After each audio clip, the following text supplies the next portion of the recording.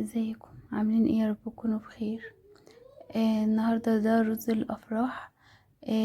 هو اصلا مش بيكون رز، بيكون لسان عصفور لانه بيكون سعره اقل وبيكون جوسي كده وحلو، وفي نفس الوقت ما بيبصي. يعني انتي الطريقه دي او هو لسان عصفور عموما معاكي لما بتعمليه صح ولا بيعجن ولا بيبوظ منك.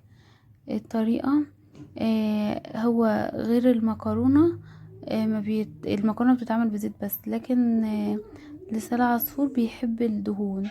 عندك دهنة او سمنة او اي حاجة بتحطيها، دي سمنة بلدي على زيت.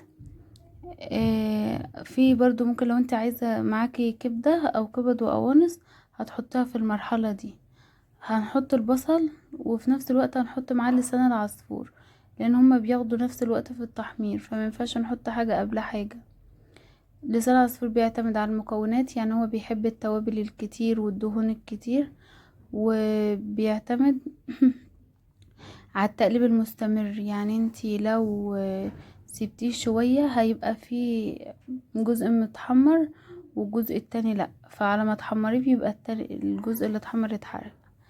هنا بحط ورق اللورا والحبهان في الاول علشان خاطر بيتحمصوا، بيدوا ريحة كويسة ويعني بتبقى الطعم احلى. ففي اللحظة دي لازم تكون يعني اللون زي ما انتوا شايفين كده، مش متحمر قوي، عشان تحطي بقية التوابل تاخد برضو كمان تحميصة، لكن مش هنحطها في الاول مع مع الحبهان واللور، لا احنا بنحطهم قرب ما يجي خلاص يتحمر، عشان برضو الحاجات دي بتمرر. دي التوابل اللي هي مكتوبة على الشاشة. اهم حاجة تكوني حاطة سكر وحاطة قرفة، دول اهم حاجة في اللسان العصفور ده. والقرفة بصوا بتعلي الطعم وبتخليه حلو جدا جدا جدا. بس وهتقلبي شوية صغيرين مش كتير، وبعد كده هتزودي المية تكون مغلية، او هو اللون ده بالظبط كده. متحمروش او هتحطي الطماطم الاول. ممكن تحطي صلصة وممكن تحطي طماطم، بس هي الطماطم بتخليه جوسي اكتر بس. وبعد كده المية المغلية، انا بزود المية تركة بسيطة كده علشان انا بحبه جوسي.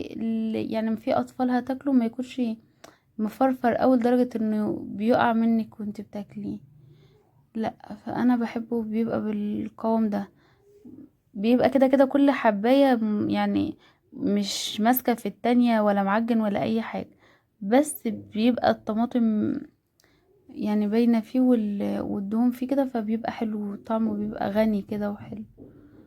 فانت لما تعمليه في البيت طبعا اكيد بيبقى احلى من الافراح واحلى من المناسبات دي، وبيبقى جميل. يعني لو عندك عزومة، عندك مناسبة، عندك حاجة، وريحته تحسي ان انت بتاكلي في فندق، ريحته بالطريقة دي. والبصلة في ناس بتعمله من غير بصل، بس البصل لسان العصفور يعني هو بيتحمر مش بيبان خالص. يعني وانت بتاكلي انت عمرك في حياتك لو اكبر شيف يعني مش هيقول ان هو فيه بصل.